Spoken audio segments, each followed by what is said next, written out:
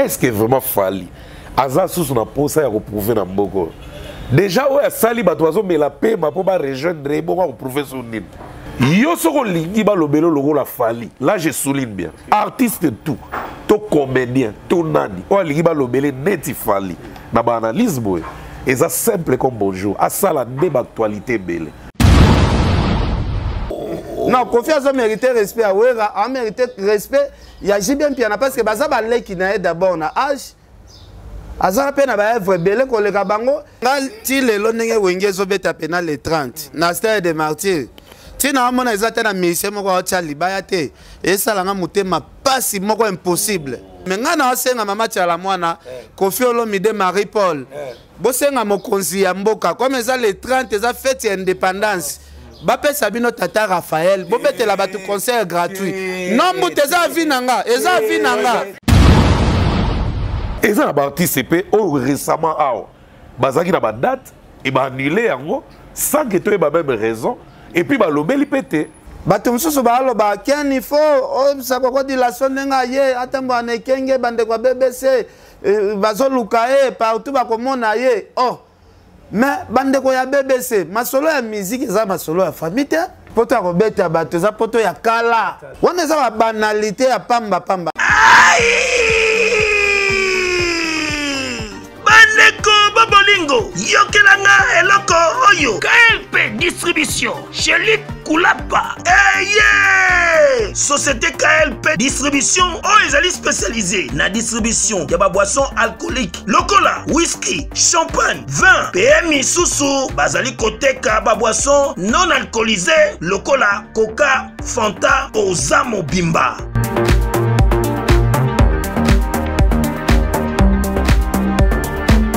Zomi awa l'île de France, oyo bazali kosala distribution partout. Mingi penza awa na l'île de France, livraison ti bisika nyoso kolinga. O na salle de fête, o na ndaku, o na dépôt, bisika tout okolinga. Ozamo Bimba. Benga bango na numéro oyo 068 54 17 740. Société KLP distribution chez Luc Kulapa. Yangonde fandisi masolo ya spécialité distribution ya boissons alcooliques et non alcoolisées.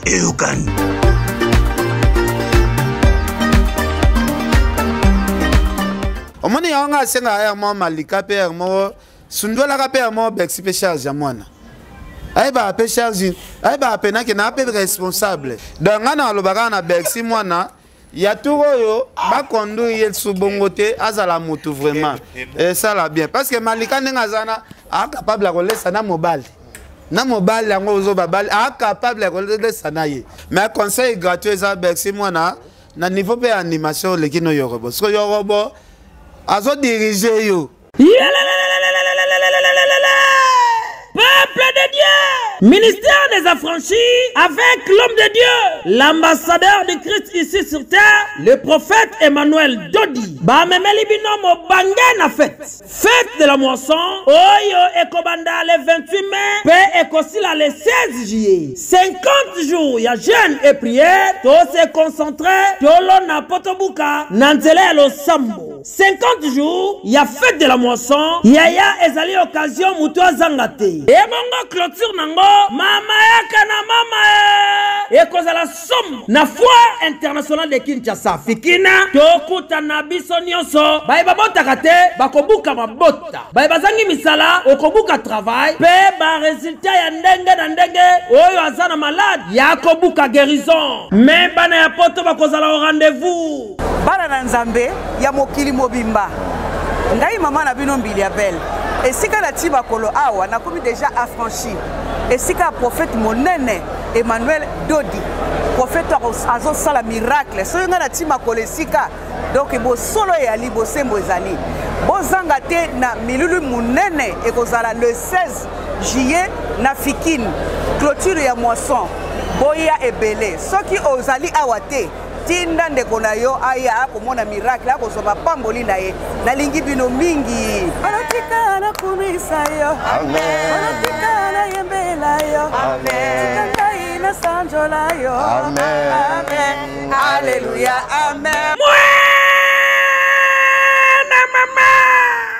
le prophète messager Emmanuel Dodi, l'ambassadeur de Christ sur terre, fête de la moisson, référence biblique, Lévitique 23, 15 à 16, Psaume 126, 5. Moto Azangate.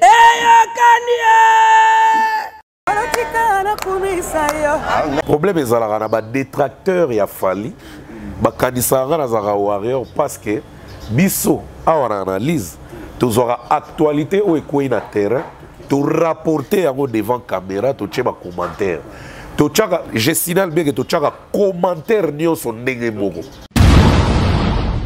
Donc na moment na tellement Bexi akomaki faible en esprit yoroboye koyela ekope. Ngana loba makambo nyonso tuti ekoma na niveau o za foti ya yorobo. Merci. Ah, tu passes ton temps pour rien. Il y a 20 000 là qui traînent là, de Chico qui traînent là. Tu peux aller récupérer ce niveau. Est-ce que le 20 000 les qui est solo? Question mark. Question mark.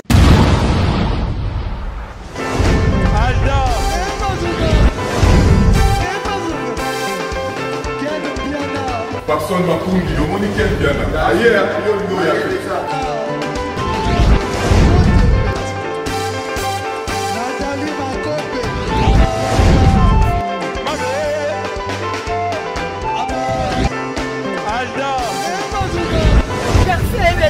Fally on va te là qui a donc malambo qui me vient.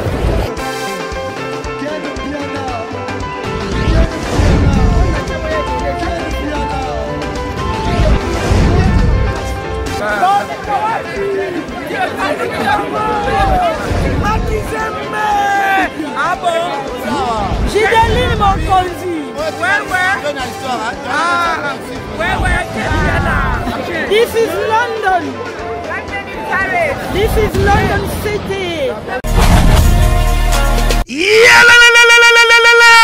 Après confinement, réouverture, Yanganda Taba, chez Djongade, Awa, Bokokuta, Biloko Nyonso Bolingaka ya Kotumba, lokola ntaba ya kitoko pe elengi, soso ya kotumba, ngulu ya kotumba, poaso ya kotumba. Esengali koyebake, chez Djongade, bafongolaka kobanda mokolo ya mardi, ti dimanche. Awa nde sika ambiance ezali kolala, adresse ezakaka se moko, chez Djongade, weekend, boza deja ya kosepela, chaque vendredi, bobanda kozwa Suzuki Luzub, 4x4. Yende muta kosepelisa bino na ndenge ya kosakana te, oza kulia, oza komela, oza kopina. Pe chaque samedi, ekobanda kozala nde CNN, Alligator, na ba artiste mosusu. Bako banda kosepelisa bino na makinu ya defwa te na bakunga ya kosakana te. Et puis, chaque dimanche, sombele suka bisanga, ndebo kozwa les grands chanteurs. Emile alias de Mingongo, yende muta ko palola awa, boko sentir betue ba ou différence yena. Malolo.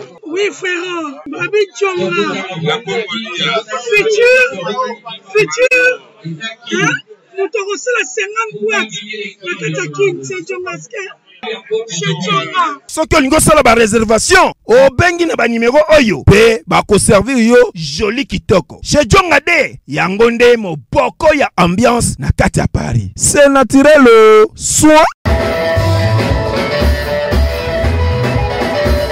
Chers téléspectateurs, nous vous souhaitons la bienvenue dans cette émission, une émission qui va analyser les artistes de la République démocratique du Congo, particulièrement les actualités qui sont en train de faire l'actualité sur les réseaux sociaux. Je rappelle à tout le monde que nous sommes dans la ville-province de Kinshasa, la République démocratique du Congo. Je suis Jean-Cy Luonda, attitude égale respect. Chers téléspectateurs, aujourd'hui nous allons parler sur ces plateaux avec le grand analyste de la République démocratique du Congo. Nous sommes dans la ville-province de Kinshasa. À ma droite, Joken Piana, il est chevalier de la plume de mon pays, la République démocratique du Congo. Et puis, toujours dans ma droite, nous allons essayer de voir Moutali Kassou, un artiste congolais de mon pays, ma grande analyste. Nous allons parler des actualités claires et limpides de nos artistes de la République démocratique du Congo. Je rappelle à tout le monde que Fally est déjà en Europe avec son orchestre. Il est en train de faire un grand tournée européenne. Nous allons en parler toujours dans cette émission. Et puis je rappelle à tout le monde que le retour de Bercy Moana à la team Wata, Héritier Watana, Bekoza Nostra, le Magma, figure emblématique de la musique congolaise. Nous allons parler aussi de la participation de Brigade sur ces grands spectacles d'Adjou. L'artiste avait presté au Parc de Prince en France. Nous allons en parler dans cette émission. Et puis pourquoi pas en parler aussi de Wenge 4x4 qui vont jouer le 30 juin au stade de Martyr. Je vous salue déjà affectueusement. Bonjour Boutelika Souni. Bonjour Kelvin. Vous allez bien? Ouais, bonjour Jancy. Merci vraiment comment on est là. Tout na plateau lelo et c'est trop parce que on est au ligne, tout évolue vraiment dans internet, surtout dans ma métallie, analyse tout ça là. Donc chronique, ils ont la diversité, baza est belé, baza qu'on s'improviser pour nango. Alors tout ça là est fort, tout corrige malé, mais alors présence na yo. Na film, on a s'appelle Makas, venant Jancy. Et surtout, Nego Antoné, ça montre vraiment que le professionnalisme est opprimé. Et de là, je salue aussi Valdi Tamboya Outozonga. À Outimbandaka, na compte à fondation Maman Lisette Loando.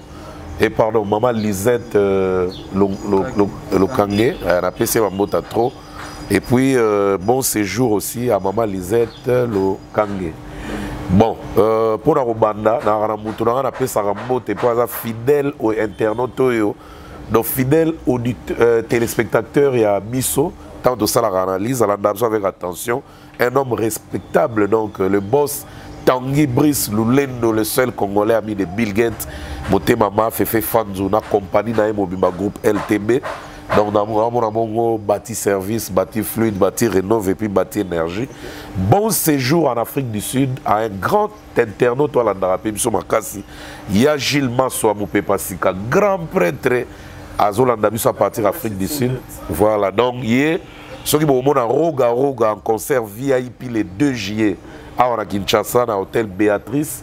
Et ça, grâce à Gilles Massoa, Oyo, à Royamba, orchestre extra musique à Rosalawana. Et puis Rédi a mis ici par Rosala. Donc, na Pessimbo Tenaye, et puis na Pessimbo Tena Papi Ngimbi, numéro 11 à Portland. Moté ma maman Clarisse Ngimbi, bah voilà, d'absolu Mingi, on a go Zang Sabambo Tena Bangote, surtout dans le début. Merci, Jancy. Ok. Et pardon, je voulais profiter aussi, Gary Ouele, je te salue, grand prêtre Gary Ouele, na Pessimbo Tena, grâce à yo, toujours souhaiter joyeux anniversaire à un grand qui est aussi aux États-Unis, il nous suit beaucoup. C'est le docteur Laurent Chenda. Il vient de totaliser 50 ans sur Terre. Donc, Talarata, on fêter les 50 ans, mais demi-siècle. Il faut vraiment un grand événement, une grande fête, tout ça. Alors, le roi est respectable, tout ça qui est dans les États-Unis, la communauté dans Bisso. Donc, on a fêté samedi, le 25, dans les États-Unis. 50 ans, merci vraiment Ken. Okay, nous allons prendre Ken Piana et puis moi aussi je vais en profiter de rappeler que l'artiste Fabregas est toujours aux États-Unis, vu que le lui-même est aux États-Unis, il continue toujours sa tournée. Et puis une étoile montante de la musique congolaise, Patrick Beka, toujours en Angola. Félicitations à l'artiste. Et puis Bin Affilé, lui il est en France, en Europe, donc nous te souhaitons bon vent. Ken Piana, bonne santé, bonne makama. Ouais, santé très bien, Jancy Luonda. En tout cas, Ngabanda, nous remercier Basali Nzambe parce que les lots qui tozo pe maboé, il faut que faut profiter à Sambe Nzambe, to pe sa Nzambe merci parce que kola la kola muka, ce n'est pas donné à n'importe qui. Mingi, tozala na bango bien lobby, les lots bazate, emsou les lots ba pe na ba chambre na malili na ba salle de mort. Toleki bango ne lo côté mingi batiki bandaku ebele o kutu peut-être tito okufa to sombango te mingi batiki ba compte na ba banque ya costo pena blague te mais emsu batiki biso donc il faut qu'on remercie Nzambe yango na pesa mbote vraiment na prophète Emmanuel Dodi parce que ye asunganga vraiment na mabondeli en tout cas prophète Emmanuel Dodi place aux ali vraiment Nzamba pambola yo Nzamba baxelo mikolo ebele ozalaka wana toujours tout monde akayo osunga biso toujours na mabondele ko sala bien en tout cas Jancy Luonda nga lobaki musala ona osala ngo subote fona zana ba compte ba pilier o bazo manager nga ba tambusanga donc na France kuna nazalaka na petit nanga Shadrach o to tambola kana o penat alaksanga quelqu'un il faut côté il faut kende boy mais na Kinshasa pe toza bongo na Junior Ramazani Itashima o azali pe patron parce que mon film na film bezo senga pe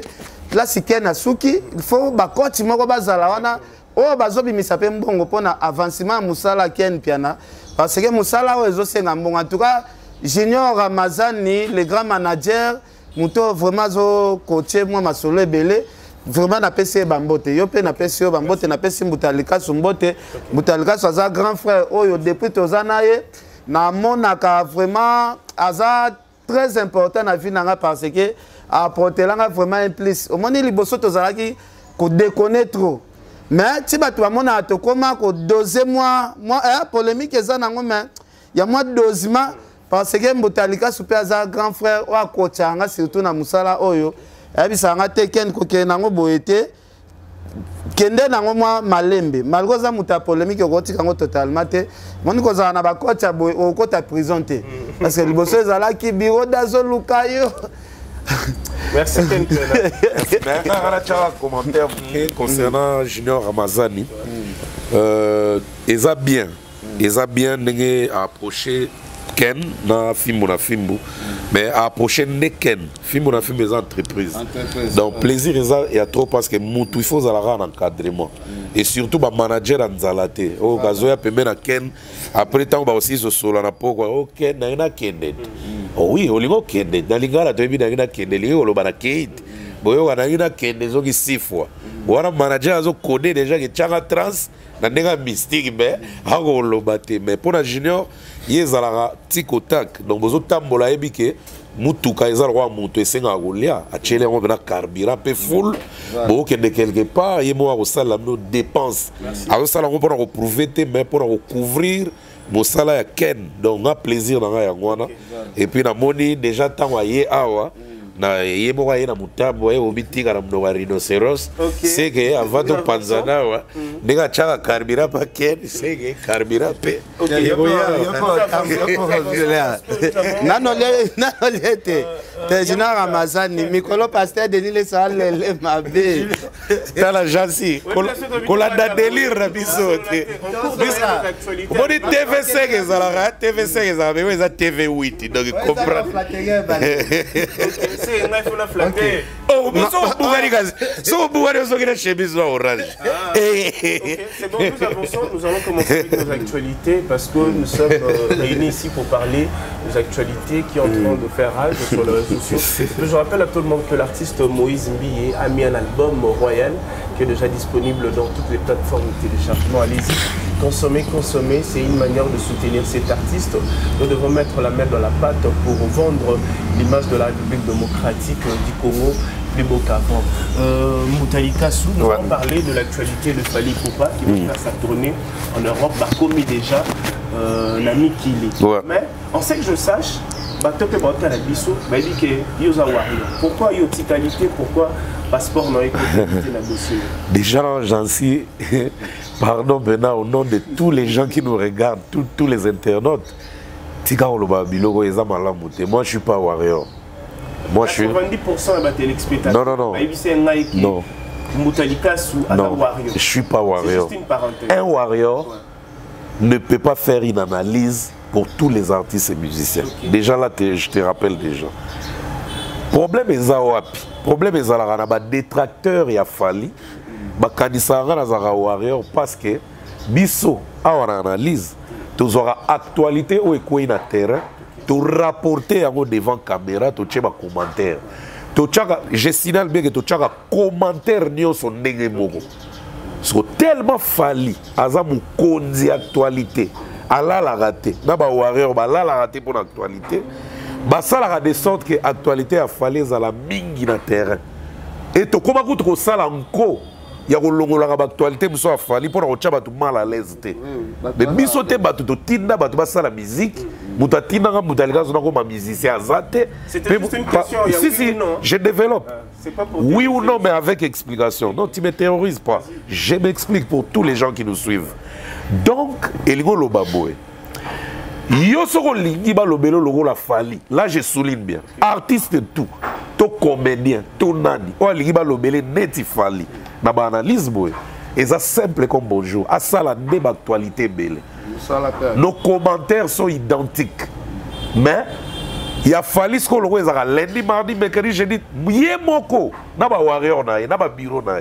Biso to zoaka to rapporter to check commentaire. Parce que commentaire a fallu soit rabattu. C'est une manière aussi de promouvoir l'artiste. On promouvoit tout le monde. On promouvoit tout le monde.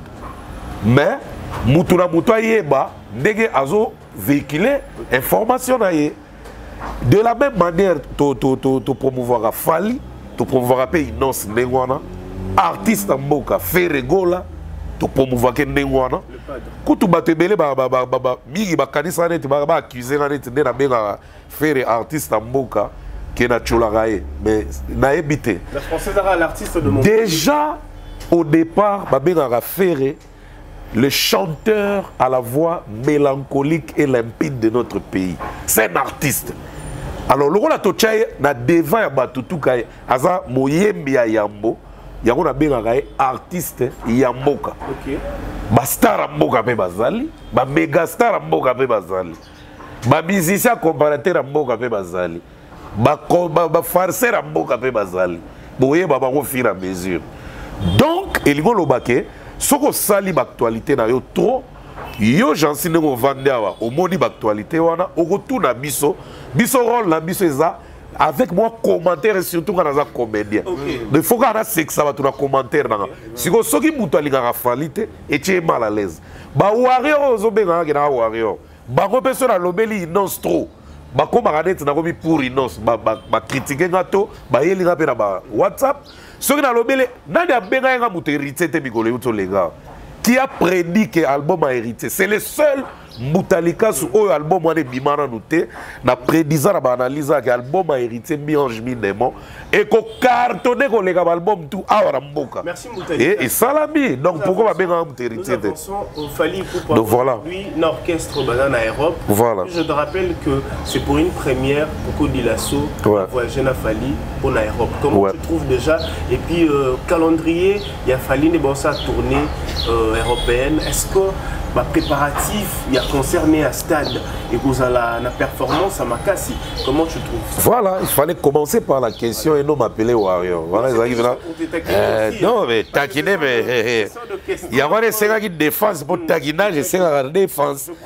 Voilà, va comprendre. Donc, là, c'est comme un commentaire, là, on n'y a les gens ont intervenu au combat qui n'a pour Moutonions. Fali Ipupa a mérité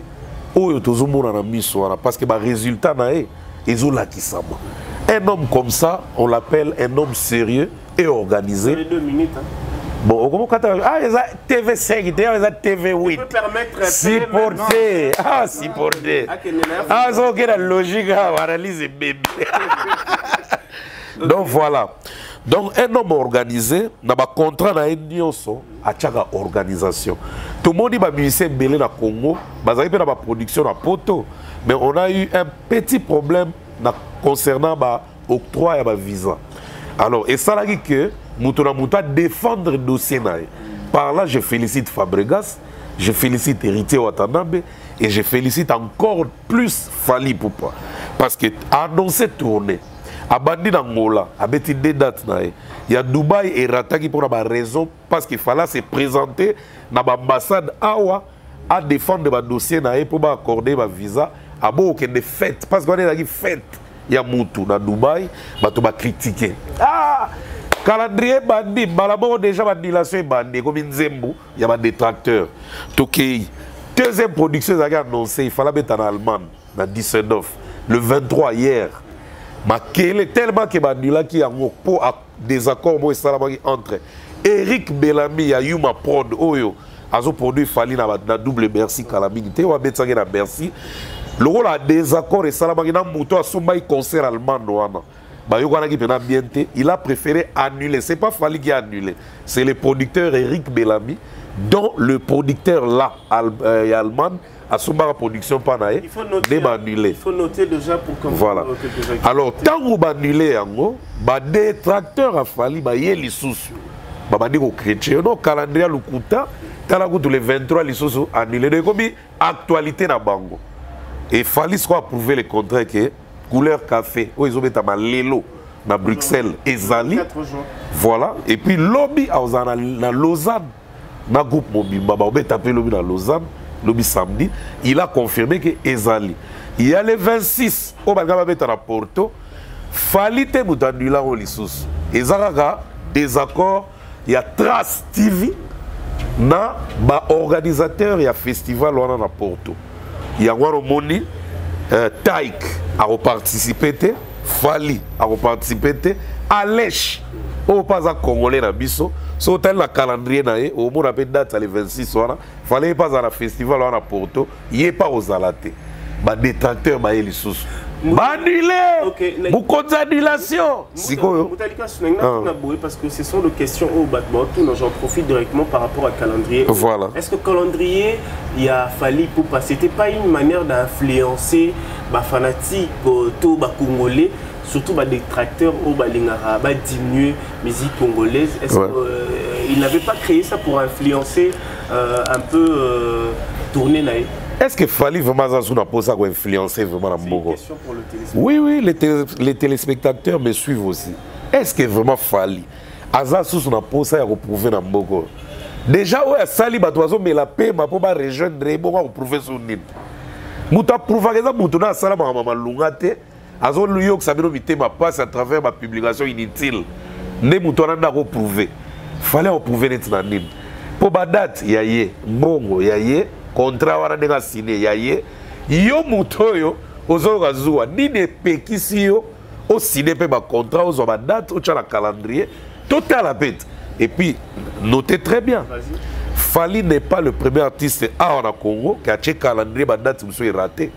Yaye ko to moni pena ke zalaki na 19 ba annulé. Bon ba bisusu ko to mona ta place ba annulé te. De libre le roi coton ba tchal mettre toi wa.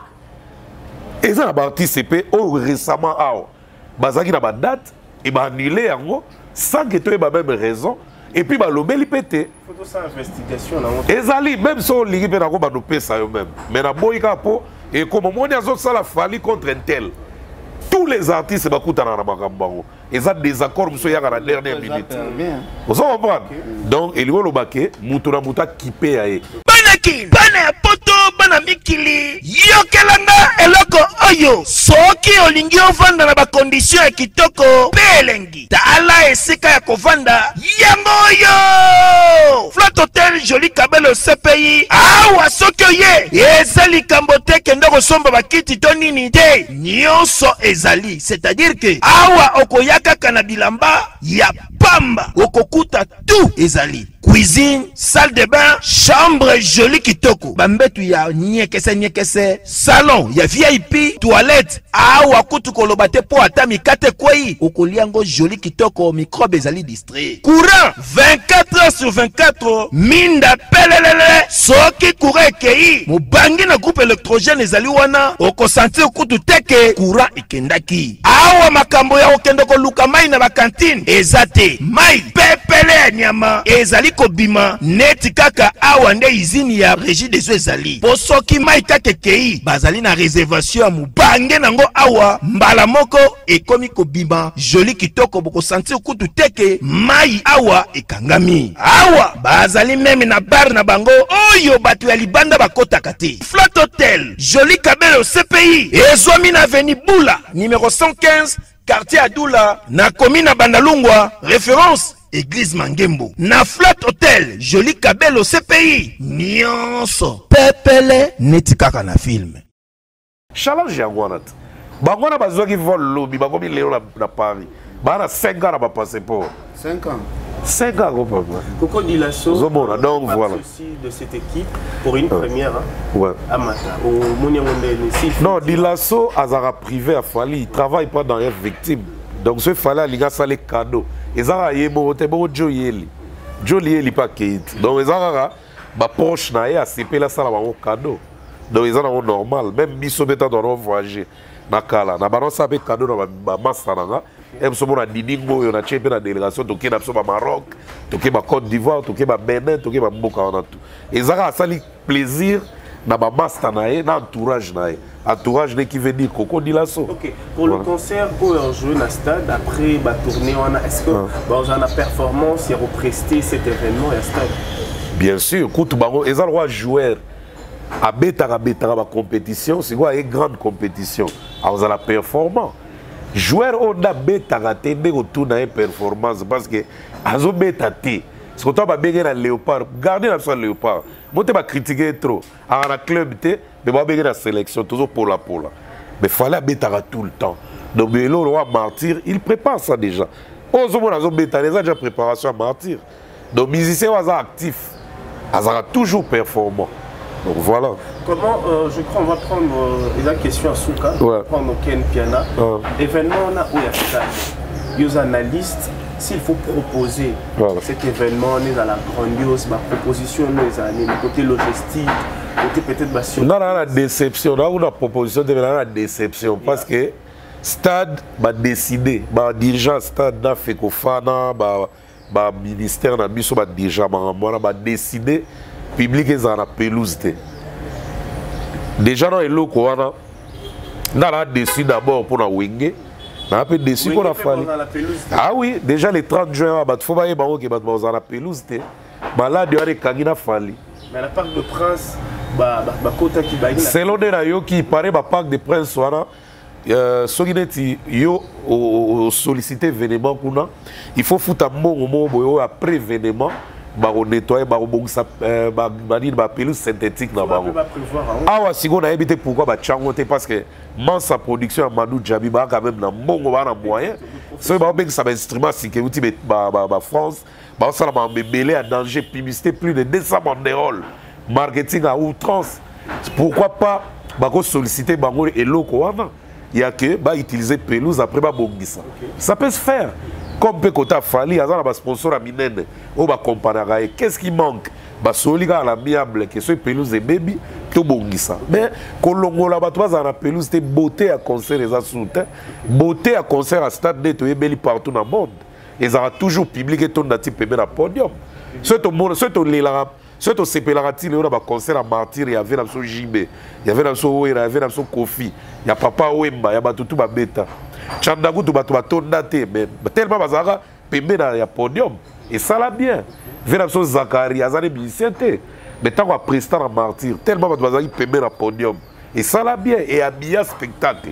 Parce que l'eau quoi est ça moi bien te. T'as la défala bête à ouverture, la cérémonie à ouverture à Cannes. Azaïe mon na podium, Teresa vide, batouara va grandir. Zaki dans un match, to boité. Mon dé pesagi. L'artiste c'est aux presté. Aux allez exciter ma casse pénate. Pincho de qui m'a moi mouké. Pourquoi pas les artistes?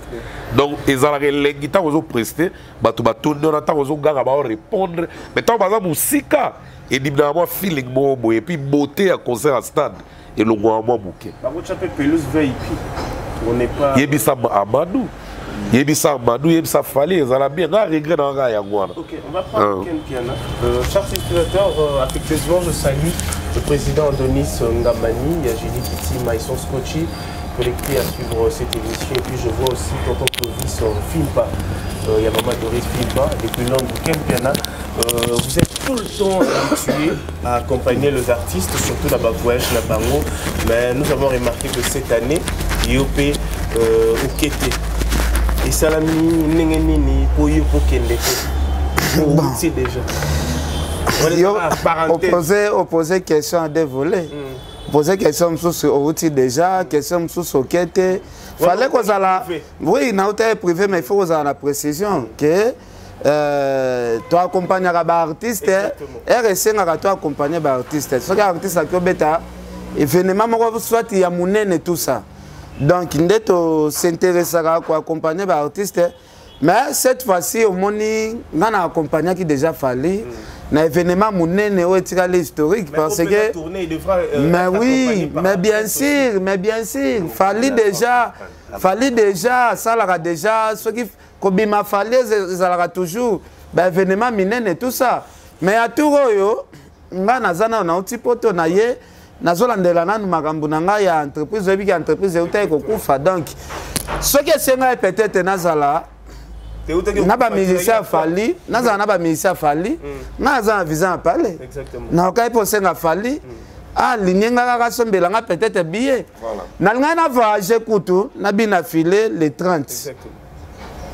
Bina filé ou tu voyages? En France. Ah ok. Fallait que tu voyages na bina filé. Mais na bisa bina filé na bina za ba occupation et belé. Fallait que ça na bina filé 1 mois en Europe.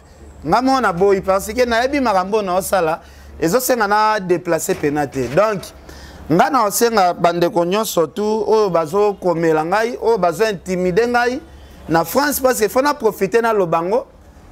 Bato mususu ba loba ken il faut o sakoko dilation nga ye atambo anekenge bande kwa BBC bazo lukae partout ba komona ye oh mais bande ko ya BBC masolo ya musique za masolo ya famille koko dilation nde kone Emelia wana za masolo moko ya musique soki lelo poto yango tozo kende ba poto yango poto ya kobeta bato za poto ya kala koko de la sango pe na osenga ba warion nyonso tu ba warion nyonso tu bola ki sapena ke bozala ebele koko de la so kokende n'importe où te koko de la so en plus akena star a munene koko de la so déplacement na nyonso tu eza place il fallait ake yeza se pena bateau ba luka mo mitambo wana pena o se pena ba ozakulo wana place pena ba warion pena baza. On est à la banalité à Pamba Pamba. Now tu as l'émission à biso Emelia. Comment tu as trouvé? Na trouvé un qui a continué à faire impolitesse, ça retourne au labat. Qu'est-ce que vous proposez? Déjà de 1. Dans la dernière émission, mon azo boudé Vérambo musique naé pour comme Vérambo a imité bango bata wenge, aiba bango bakri, barumba wana landa wenge tout ça. Parce que wana famille il y a BBC et Fandi Kimia et Peki Cité. Soit il y a un sous à Kokutana Suna Sutumbo, un sous merveille Rambo. Soit qui me battait les sous comme yo non. Des abos te robet termino na poto soki boye. Mais bon Peki ça rappelle de konabino. Ils ont encouragé en haut Bambata. Ngai nazo encouragé te maintenant c'est ngande konabiso Emelia. Ceux qui azo compté beaucoup plus na kotumo la batu. Pour famille moi sine baza ebele kuna. Mais moi je vais proposer ceci. Parce que Emelia Aye a un fort malgré qualité, il y a performance, il y a musique, mais Aye pour Namaramo et Taliwenge. S'il faut dire, Naïbi Toro passer un message directement dans le bateau pour gérer l'événement, on a les 4x4. Bon, on a le baraboé. Bande on a vu sur 4x4.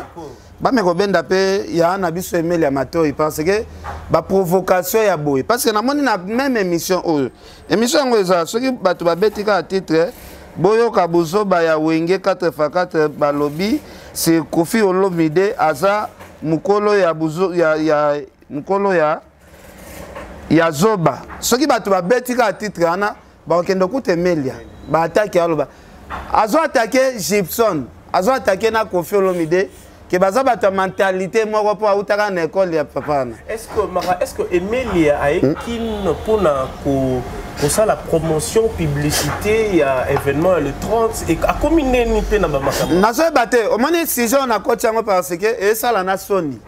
Emelia communauté provocateur moi boye azo provoquer batu en plus ba famille à moi si na yeso ki indi bango bato liboso ya ko intimider bato non senga c'est na BBC to solaka très bien o solaka pena fallait très bien na senga benda mobile not vraiment matoi aki pena makambo wenge à le 30 bazo baté ce qui stade de Rotonda bien etonda te ayebisa mobile na ye alobela beaucoup plus événement na bango que alukaka ba guerre na bato ba quartier latin abandegi na fali ayo kite so Gibson si quoi zo attaquer Kofi Olomide Kofi pe muna ko la raté ba Gibson ni pe ba koya ba bandi ko attaquer ce ko ba ya no awenge et comme on ba procès parce que to utaki mona ba mettre BCVG ba comme luxa merveille rambo na ba coin mais ba bosana ke ba Emelia oyo ba sanga na ba papa chéri na ba wera ba zo provoquer quartier latin Fandi Kimia. Il y a leader asala ba nzembo koleka ba leader nyonso ya wenge Kofi Olomide zo mériter ba respect. Kofi Olomide zo mériter respect ya wera, respect ya Kofi Olomide et ya Jibem Piana. Non, Kofi zo mériter respect ya wera, a mériter respect ya Jibem Piana parce que baza ba leki na d'abord na âge. Azara pe na ba œuvre belé koleka bango ndenge moko pe ba Jibe ba wera wana bazo mériter bafali ba respecter bango ba faire ba respecter bango ba héritier ba respecter bango. OK, toujours. Et moi to autorisera te que vieux na onyo sa sala na musique bana nyonso tu ya wenge ba monela ye na balanga jimsuku tu moyen na lobeza te. On respire un peu profondément, on va revenir na Italie tourner à Fally Ipupa. Fally Ipupa avait promis la petite Fally que malheureusement le petit est resté à Kin. Déjà comment tu bon non pas ça yo non ngosi ça coûte question de 1 Fally Ipupa senga ki petit Fally passeport parce que petit Fally à l'accès à passeport on est na ba TV. Fally ayeba que petit Fally a un passeport. Petit Fally ba sengi passeport, petit Fally non aza passeport, petit Fally ba sengi passeport, petit Fally a lobby passeport na ye mutabomba ngo fifisiwa. Abengi fifisiwa ke na bangi ba kotsela na passeport na ambassade to kende voyage ba memanga na liste ba Fally fifisiwa lobby dépasse luka ngo na palais passeport rezo mona na te. Donc jusque là passeport onde place fifisiwa tiende passeport. Passeport on est ezomona na te yango raté petit voyage. Non dans cette vision vérité. Si on va organiser et puis na biso eloko raté petit Fally voyage eza passeport na eza pa fifisi wa. Da mwana na minute matanga kutu Fally ava kende atie na lupangu na place siège ezalaka basombele ba TV ba matela ba provision ba congélateur biloko tout Fally alobi a bouger te azalaka wana non c'est les démarches pour passeport wana à la République non fifisi wa kasi il faut oluka fifisi wa bosa na interview petit azole la na komba fifisi wa tia ke ko fifi a fifi luka ngo pardon c'est possible to benga direct to yeba oui to ko benga et ça bien on est combien intimité est-ce que c'est vrai passeport ezala maboko na yo to yeba si moi je préfère pas OK a retourner ka soki passeport petit Fally eza kuna mais kokene ba question belete soki a moni yango non quand même passeport we bata ba wapi akomona nango kaka kende te jansi ko benga fifi te abenga na ye abenga passeport pena na biso nga na apesa information lokuta te te na bi ko lo ba vrai et bi maloko la net fifi ne mutaratise voyage non ratise te place à tiende et mona na te non mais déjà ezala maboko na ye et ratise d'abord on voit clarté les gars fifi on a organisé son téléphone est off donc même prochainement chance voilà ben on a prié kozoete on va faire cette démarche pour la passeport il y a nani non c'est bon de changer ça c'est ça bien donc voilà il faut comprendre ce sont les aléas de la technique. Comme ça c'est bon. Ok, nous sommes en direct, il faut vraiment comprendre. TV8. Toujours la score tourner parce que on a ma petite Fally. Donc petit Fally. Yango ce que tu as encouragé petit Fally. Pour Fally alobi atika via bitambola tambola afanda ce qui a rolé ezangi batikele ba numéro ba soule que nous surtout à manqué même ba méga ba unité à la place fixe là la pénalité c'est sili déjà na minute bilo ko sili parce que liboso Fally en beaucoup la petite Fally ndenge to mona ka ba nyama ba boko la ka bana bango oyebeza ndenge nini ngala mona ba nyama ba kola bien pourquoi parce que parents azo facilité aux tâches et puis so tali pena bien Coco la bien la vie. Et attendent aux parents à faciliter aux tâches, à rendre fainéante, à dresser au caca. Mais c'est le devoir de parents vers les enfants. Oui, mais t'as la bisonnios presque là Congolo, président de la République, ministre, poste amené dans Mboka. Selon l'année les parents sont durs envers eux. Fally abandonner encadrer petit Fally dans système ya moi na yaka dans l'action de mise sur bateau. Moi na yaka dans l'action de mise sur bateau. Ba journaliste écoute. Fallait ozoyer ka ba asali ka boy. Na profit wana à s'organiser pe. Bon petit Fally quand des fallait ba ozoyer che boy. Na mise sur daju pe daju azuya che boy. Mais relation des petits na zoa. Il y a danger. Soit on peut organiser, on va s'organiser mais village na kota outil peut-être difficulté zaki wana. Mais il a bien fait que Maloyo a casé quelque part et au sein la crédibilité, il y a comment il a fallu beaucoup. Parce que déjà au départ, Petit Fally ne jure que c'est le nom de Fally. Donc c'est vraiment son fils. Alors, le roi comme quoi adoptif. Tout bien on adoptif. Maintenant, il dépend de Fally. Oui, hein, il doit se discipliner aussi, lui aussi, le petit. Parce que tout le monde trop dans ma quête. Des fois même, tu vois, bon, tu peux ça, peut-être disparaîtra. Si tu là, disparaître. Peut-être que qui c'est au libre de donner. Attends, quelque part, il s'y fait un zoa, à libre. Donc, et le roi est au salon bien, et vous gardez peu saveur dans elle. Parce que le couteau va bien de la mort dans la poteau. Il y a un micro, je crois, on va clore avec le sujet de Fally Ipupa. Nous te souhaitons bon vent. Fally Ipupa, je crois, tous les là. Nos bateaux, des tracteurs, des bécailles, des Fally, des 2-3 dates, ok. On a déjà 2 concerts, les dans le lobby. Le premier, on a à Francfort, en Allemagne, on a et puis on a un concert à Marseille, le 8, dans la salle, on a Silo. Alors, on a un concert, mais après Marseille, il y a Luanda, on a un concert dans le stade de Luanda, le 15. On va parler maintenant de notre deuxième sujet. Je te rappelle que Bercy Moana a zongi la team Wata, Cheriti Watanabe, qui est figure emblématique de la musique congolaise. Avec ce grand cœur de cet artiste par rapport à Makambo Nyonso Bercy Moana Aloba Naba Média. Mais aujourd'hui, la team Héritier Watanabe va fongolele lisusu porte poisonga. Et tant qu'analyste, ou à réfléchir à Makasi, déjà retour, il y a artiste Wana Bercy Moana. Parce que je rappelle à tout le monde, il a toujours son contrat chez Divo avec Deo. Mais l'artiste a décidé de rentrer chez Héritier Watanabe. Est-ce que ça ne va pas créer un conflit entre la team et Divo? C'est juste, ce sont de parenthèses. Déjà, retour, il y a Bercy au monde. Autre côté, c'est aussi Héritier. Bon, comparer les commentaires, ils sont différents. D'abord, il faut savoir que Divo professionnalisme est basé en haut. Ce qui est toujours dans le contrat de Divo, mais la zone n'est pas Watate. Là, vraiment, je te rassure. Il est capable. Hein? Non, non, il n'est pas capable parce qu'il n'arrivait pas à le faire. Tant qu'on a un Divo. Peut-être Baza Souté. Et si tu te rappelles très bien, excusez-moi de te tutoyer, si tu te rappelles très bien, bah moi, Bersa commence à m'amener la liberté. Déjà, il a lancé un générique dans le terrain, bien que Yoga n'arrive vraiment. Il a effectué un voyage à Brazza et à Pointe-Noire. Déjà, soit il y a un niveau au salon, il faut y avoir déjà. Je peux assurer qu'avant la collaboration avec Diamond, déjà projet a et Zalaki, par contre, à Divo, mais est-ce qu'ils sont encore ensemble? C'est ça. Parce que on étudie quand même quand on regarde la situation. Tout à la rate. Déjà, Bercy, les fêtes, à Zalasoul, à comme libre. Moi, je pense qu'on a déjà dans Divo Zalasoute. C'est le fait. Bon, après, à Tanzanie. Si on a bien Bercy, comment il y a la perte de vitesse. Attends, on sa œuvre, mais on compte à niveau Salama Lissoute. Il a sorti plutôt générique dans Emoé Utaro Bimaboué. Et puis, il marche vraiment, mais ça bien.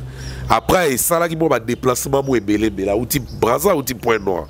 Déjà, dans le niveau, Utaro Salelo, on a piège, je crois pas. Je crois pas, parce que déjà, on a combat qui est déjà libre. Donc, on a déjà chiffonné, on a un ségamon avant. Donc, générique a déjà chiffonné. Donc, on a côté de chiffonné, kala. Si on peut-être à Tali, dans un soupa divoté, côté de Narobata ma bien, cohésion d'un héritier arabien, il y a la zone. Alors, soulignons ceci. Pour l'instant, les gens qui chapeautent dans notre pays, Héritier, il fait partie, peut-être dans 3-4 têtes, quoi. Les orchestres, les groupes et les stars qui chapeautent actuellement. Et les stars qui ont vraiment l'actualité. Héritier, il part, hein, il figure. Et puis, nous sommes à la saison sèche. Hein, ouais, c'est ça. Nangana Lobaboué. Héritier Wata. Côté Seben. Il est déjà garant, il est déjà stable, il est confort, il est bien. Mais Joker Kaka. Tout solo la Wata, ça fait 4 ans. Pour l'héritier, déjà, tout le barango il faut un Joker. T'as un groupe Nyonso, au Bassalama bien côté Seben, un animateur Joker. Ils ont un animateur à ta boire à danger. mais azana feeling wana to makila wana ya mema groupe côté semaine donc azana succès landaka et puis azana créativité et puis azana visible ba tu peux ba koya concert kaka pour la Joker wana tout monde on a ba groupe presque tout oyo ba évoluer même na ba extra musique oya braza au monde ke ba kila mbongo ba ba Joker au monde ka Rafat ko ba Joker au monde ke États-Unis ko ba Joker Zaparo Joker parce que côté hérité tango a démaraka Kunzardo ayaki mais Kunzardo soko tali pena bien même tango azara pas faire azara Joker te il faut à l'accompagner la Joker Joker a liboso pas faire eza Musamalia on a mona mutu na longola ete mutu aki ko égaler moi mukeza merci tango aki pas faire mais ba Kunzardo bazaleti ba animateur accompagnateur bazalaka wana bazaka danger na boulot mais ba accompagner ba Joker si que loko de salama qui pas hérité tango zwa ki merci au santa ki te que vacuum moko yaki na mouvement et puis to eba que générique et simba kaka c'est parce qu'à l'ongwa qui avant le bon bima dès tout monde a prouesse soirate mais merci c'est quelqu'un au hasard Joker faut encadrer kaka aza mutu to azanga ba défaut je crois mutu to atambla na défaut na hérité le rôle aza na maîtrise il y a ba défaut batu aza un bon homme d'affaires un bon homme d'affaires à la comportement mututé à la mentalité mututé ils ont garder ba prisonnier yo tala des résultats alors héritier ça mayele parce que quand tala na nga zong sa ba koba nga zong sa bato ba longwa ba dans la groupe tala esprit à héritier na bona ke ndenge bona Koffi Olomide et ça bien bongo ozotala plus résultat ya musala que ba comportement parce que Koffi Olomide mutema munene azala ko ya ko gérer ba comportement ya artiste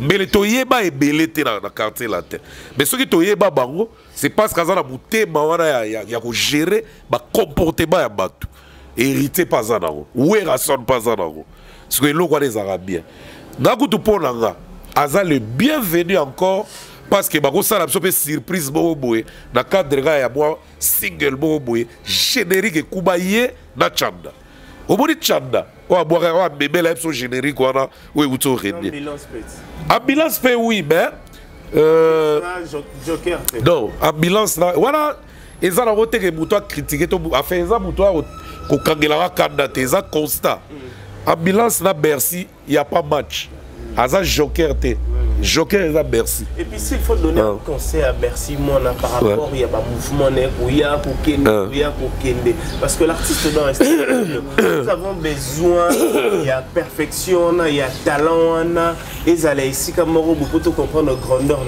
Étant que analyste et puis étant que artiste. Conseil ni nous ça na artiste au Bercy moi. Ba tout le monde Bercy va pesa ba conseil te. Ba encadrer ba okak. Yo pesa Bercy conseil. Aoyo ndeni. Ya ligi voir ba yo à tout moment. Et donc le logo lisa est pas hérité pour qu'il est au cinéma de niveau. C'est parce qu'album est oubelaki. Wata oubi ça album non bibisana nouté. Ils ont à peu près 2 ans. Ba travailler comme album ils ont bimaté. Ya za mutema moto ligi ba yo kakaye. Aligi faut ba yo kage kaka pas ça les bela au pesa. Et logo la ligi ba yo kakaye. Hérité qui de la ya route. Hérité qui de la ye. Qui de la générique.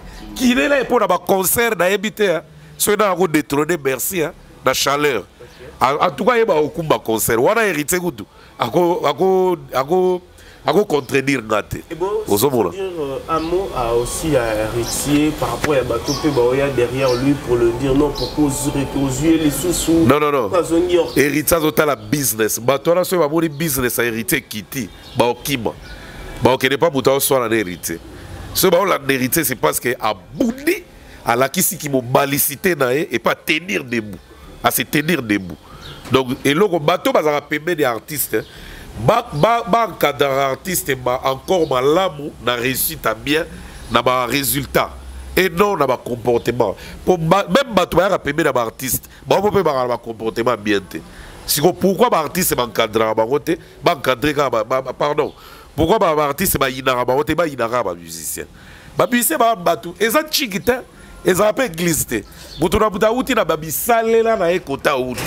Ils sont gérés comme business. Pour les business. Oh, héritier, ça, les business. Les business à galerie. Merci. Les business. On va prendre Ken Piana.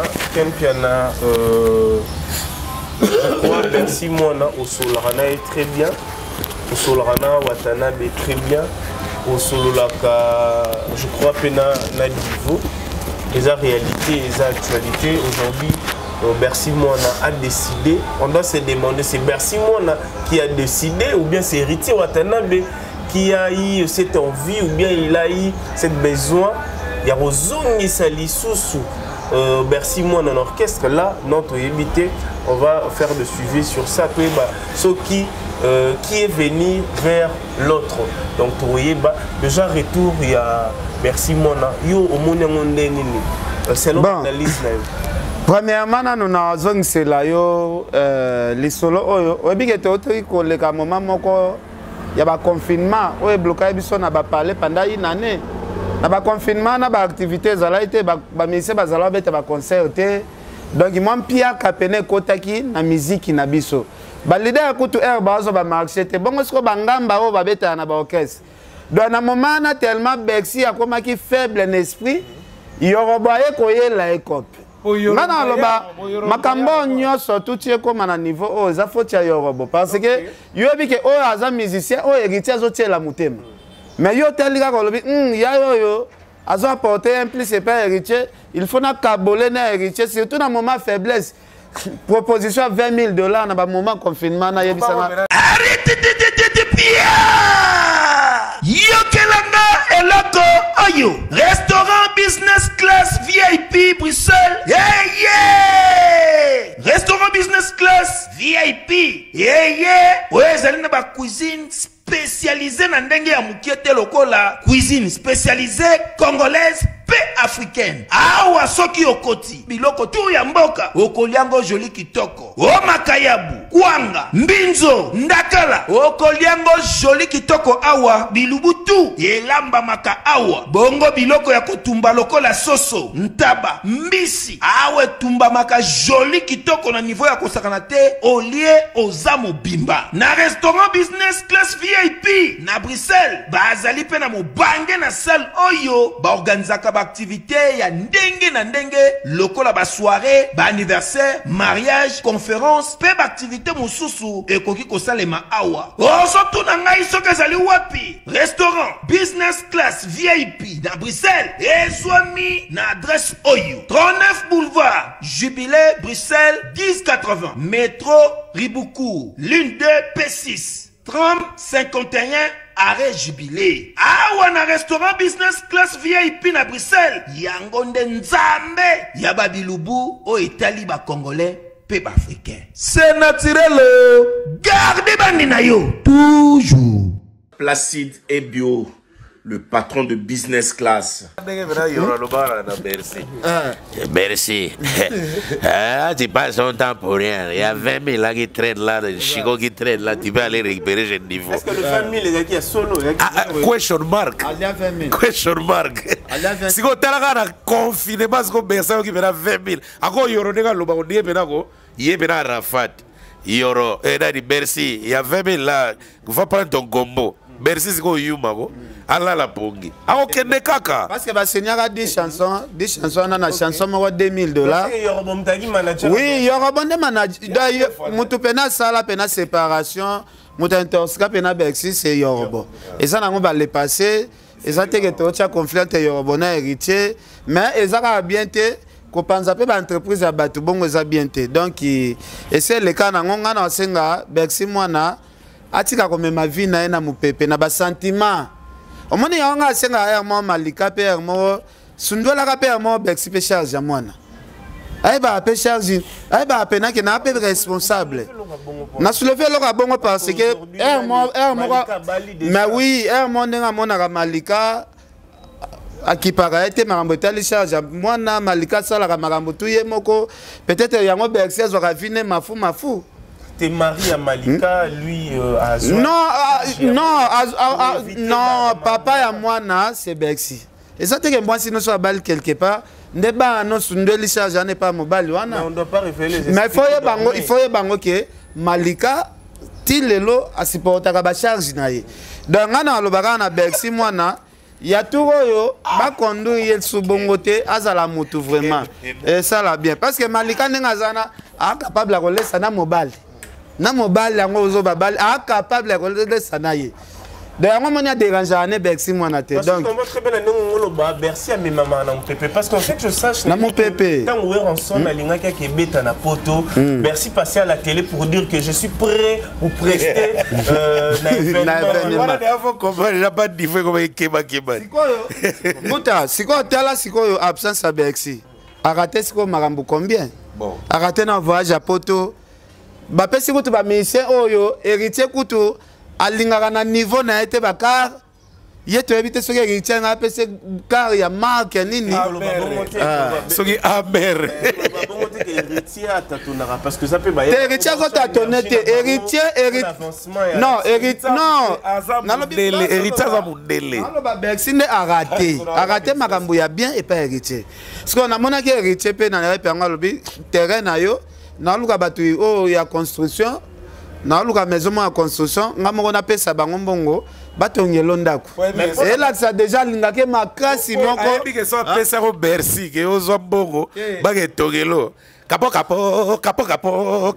ya 20 000 kuta zoe kunese par rapport parce que battement là n'habite attentif il y a la place mon lobby ma Bercy ça na bateau peut-être bazoa qui kaka tu veux dire aujourd'hui que bateau le bazoa qui ba voiture dans la team moita ils ont méritocratie et ça na mais c'est mon hôtel l'équipe Bercy na talent na la team Mobimba mais bango ba que héritier c'est là que héritier nga pesa mais Bercy moi na album wana a participé ki balongo libilo koné pona mauvais conduite na e mais patience pe abatu wana ndesali pe ke ba mais bango pe bazala ba ebele pe bazu ba jipi bazala pe na patience te balongwaka héritier pesi pas d'achikar apesi kobakar bakoba nyoso balongwaka pe apesi ambulance pa kendaka basala générique dans l'axe qui est na Congo na biso mutazana mutema munene bongo na héritier na génération na bango azate parce que au moins ba caprice o ba même l'héritier wana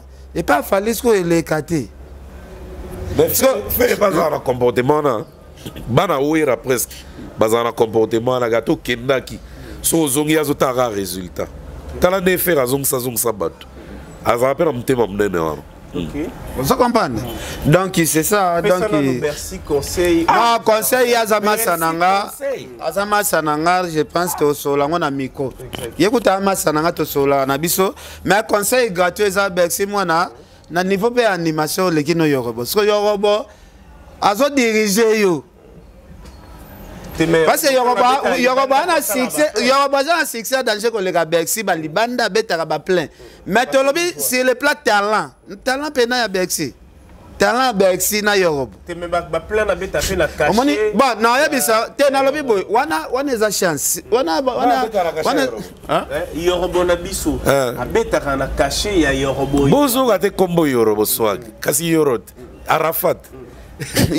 yango na zo bisa omoni Bercy mwana oyo peut-être ozo comprendre te Bercy aza ba kilo omona ba Bill Clinton ah oui ba kilo pena ya ba Bill Clinton da blague te bolga de zongi j'ai même maman coupé bas spiritas tout batala non je te jure bas spiritas tout batala blande na loba j'ai même maman coupé c'est le rêve troisième sujet parce que il nous reste quelques petites poussières de minutes tu as ça 10 minutes était Koffi Olomide, l'homme de l'actualité, je rappelle à tout le monde qu'il a recruté 2 artistes, il y a Blana, Mosaka et puis sans oublier Bobby Ronaldinho. Mais subitement on a vu sur le réseau social photo, il y a Koffi Olomide, Mama Chalamwana, Marie-Paul. Cette image est limpide Mboé, mais n'a pas nous mimer non lobby l'autre mais créer déjà et le sur les réseaux sociaux. Étant que chevalier de la plume, étant que analyste, artiste, image jouant ok, c'est là. Quel chevalier de la plume, ambassadeur et polémique. Ok. Papa, Jansi. Vas-y. Webi ngati lelo ndenge wengi. Zela te ngati lelo ndenge wengi zo beta penal le 30. Na stade de martyr. tina mona ezata na mission moko atia libaya te esalanga motema pasi moko impossible. Mais libaya non, il faut tia manakini. Omoni Gibson embête un peu les 30. Ouais. Na Mwanda. Te Mwanda te. Omoni vient na biso de la forêt à Beta stade. C'est là te. Elle vient na biso de la forêt à Beta na stade. C'est ça le kuta. Oui, j'ai ça au bibaloga pour les week-ends. On dirait pas de chema nzoka yebe pito palenga. Mais la rappelez le les 30 ni les athées. Mais pas la vie va plus bon jouer les 30 dans le village d'Antotil. Ngande siko souci na ngezalaki, ezalaki neti les 30. Et on a moni photo à la mwana. Na moni vient na biso Marie Paul, na moni vient na so Koffi Olomide. Nga pena boule na nga pena kenda ikeno. Macha la mwana paza wana. Kasi mama cha la mwana za Marie Paul na Koffi. Et on a telle photo ana na bino photo esalinga plaisir. Siko na landeli photo ana bazo embela nzembo moko boye nga na osenga mama cha la mwana Koffi Olomide Marie Paul. Bosenga mokonzi ya mboka comme eza les 30 eza fête ya indépendance. Bapé Sabino Tata Raphaël, bobete la batu concert gratuit. Non, eza vinanga, eza vinanga. Non, le 30 juin, eza jour indépendance. Yamboka na biso. Eza na batu. Non, eza na batu belé bana mbongo ya kota te na ba manifestation. Basenga mokonzi ya mboka comme confiance ambassadeur de la paix. Basenga Tata Raphaël, babeta pona ko sepelisa peuple. Est-ce que ça campagne pour déstabiliser? Koffi Olomide. Mais libaya feza la kana makambu tu. Jiba beta zeniti wera tela libaya. Mama baya ebandi le loto. Non, eza pito pale. Koffi Olomide professionnalisme azarango. Akobeta jamais le 30 juin à dater d'aujourd'hui. Là on en disconvient. Non. Oboni photo benga Koffi nazo pesa idée. Bibi. Photo de Bibi. Le 24. Les 31 dans 6 jours. Attaque tout challenge, attaque tout polémique. On a vu une carrière de risque. Tata Raphaël Pena et Tonda parce que Bouta et Kotonda. Jamais Bouta Libayate. Bouta Libayate, vraiment ya Wenge. Et ça, quand même, vraiment ya bateau, va conduire génération. Tout ce qui va mettre en paix.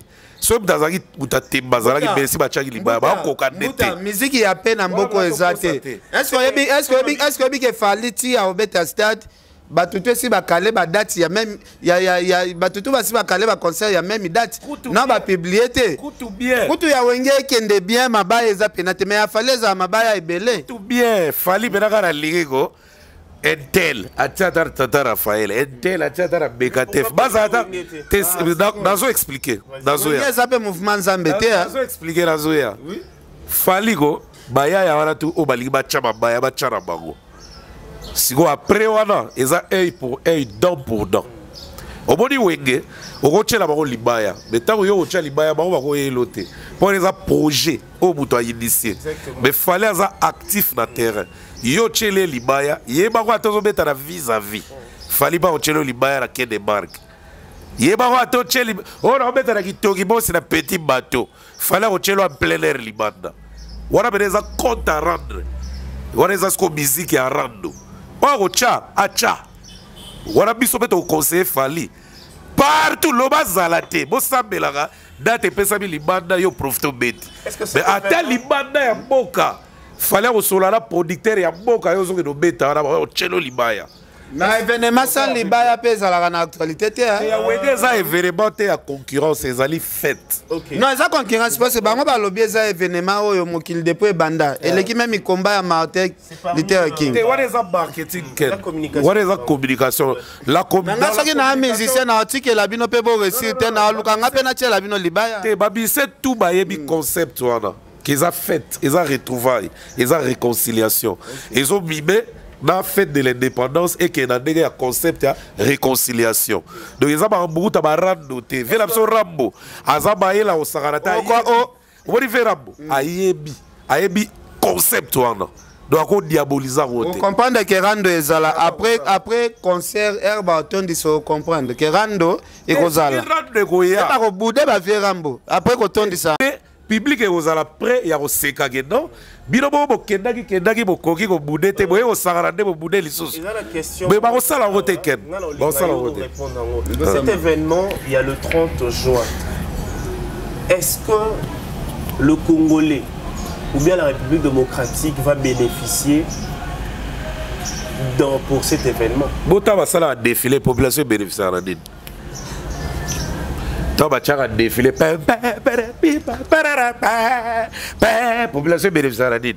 Na marche à soda. Est-ce que cet événement va vendre? Yo autour na taba diamant ozala na ngote ce bénéficiaire na nini na ba cuivre na ba cobalt. Kaka événement wenga. On a papa. Au bon de population.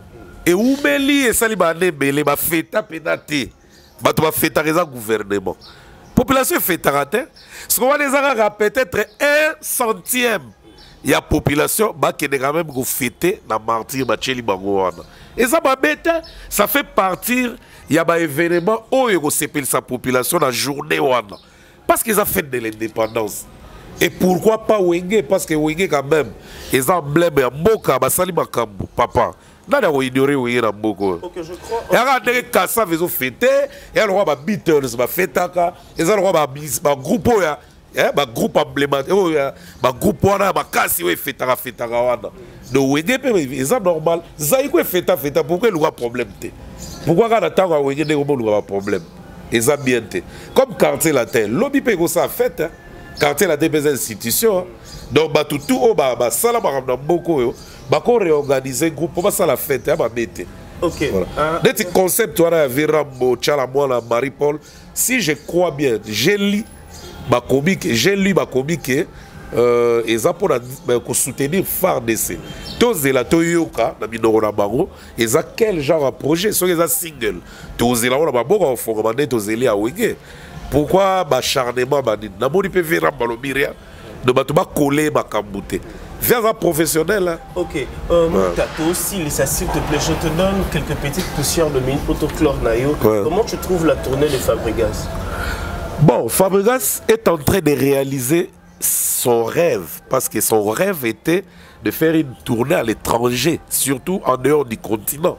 Il réalise son rêve, malgré état où à Lilango, tu as réalisé rêve là, et tant aussi là, à qu'on réajuster ma borne, c'est un problème. On a fini cette émission, cette analyse, quelques salutations. Ah bah si, ah, vous savez, la grande vous savez, on va télé, c'est grave.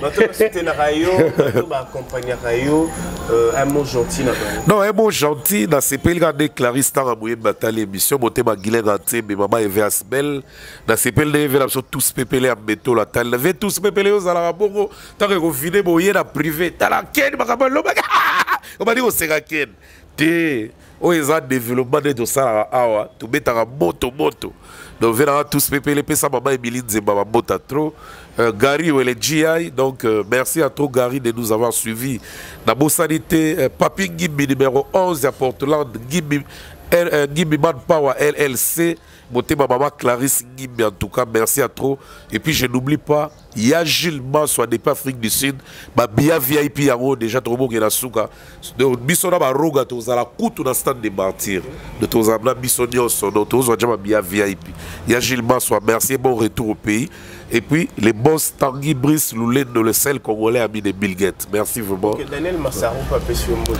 Oh Daniel oh Gombe donc il est en tout cas, ça a l'air solide. Vraiment, on est ensemble avec lui. Okay. Daniel Massaro. C'est pour nous réunir. Faut clip là où est ça la boîte. OK.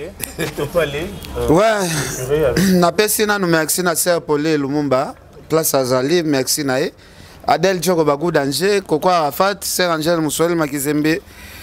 Junior Ramazan Itashima, balobi etozana l'homme de Balmen. Junior Ramazan Itashima. Donc Gochengimbi Whisky Wushia vraiment Edina Adjaya te pèse open bote kaka et ça la bien. On a bagisi président Bonis Chassa Ramatadi toute autorité vient de Dieu donc président Bonis y a eu à moi. OK. Et voilà donc c'était notre analyse vous avez aimé. Si vous n'avez pas aimé, n'hésitez pas aussi de s'abonner massivement, c'est très important. C'est une manière de nous soutenir, c'est très important. Itashima, l'homme de Balmen, je te salue affectueusement. Je vois directement Aboubakar Lyondo, Nzambe na Mungu Abipe. Oui, Aboubakar Lyondo, très puissant.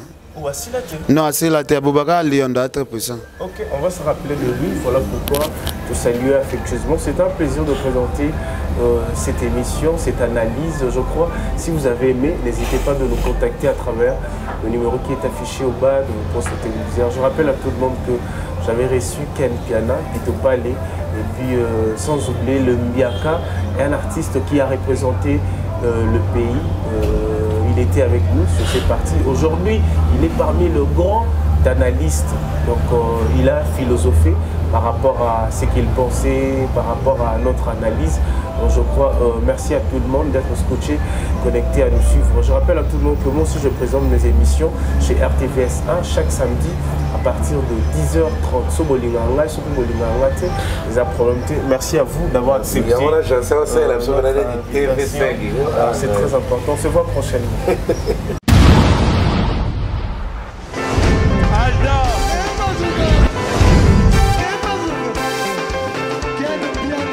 Personne m'a conduit, le monde est bien. Ailleurs, il y a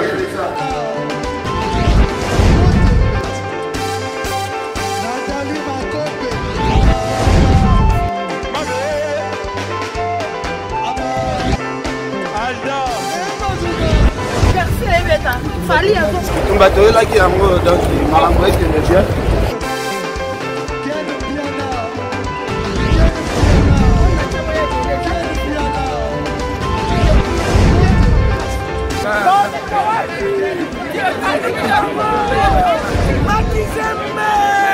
Ah bon? J'ai des lignes mon conduit. Ouais. Ah, ouais. This is London. This is London City.